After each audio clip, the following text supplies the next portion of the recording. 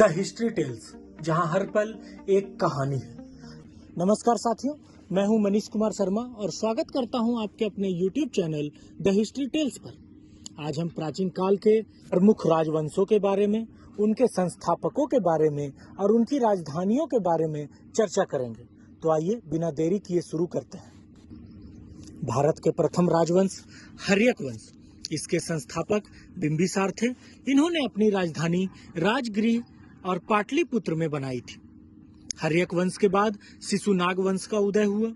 शिशुनाग वंश के संस्थापक स्वयं शिशुनाग थे और इन्होंने अपनी राजधानी पहले पाटलिपुत्र और बाद में वैशाली को बनाया।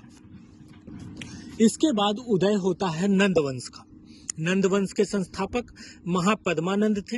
इन्होंने अपनी राजधानी पाटलिपुत्र में बनाई। नंद वंश के उन्मूलन के बाद मौर्य वंश की स्थापना हुई। इसके संस्थापक चंद्रगुप्त मौर्य थे।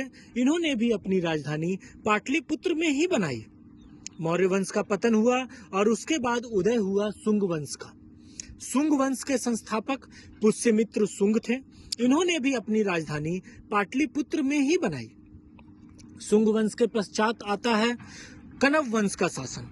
कण्व वंश के संस्थापक वासुदेव थे। इन्होंने अपनी राजधानी पाटलिपुत्र में बनाई। कण्व वंश के पश्चात सतवाहन वंश। सतवाहन वंश के संस्थापक सिमुख थे। इन्होंने अपनी राजधानी प्रतिष्ठान में बनाई। सतवाहन वंश के बाद इक्ष्वाकु वंश का उदय हुआ और इसके संस्थापक श्री शांतमूल थे। इन्होंने अपनी राजधानी नागा और जनीकोंडा में बनाया। इक्ष्वाकु वंश के बाद आते हैं कुषाण वंश।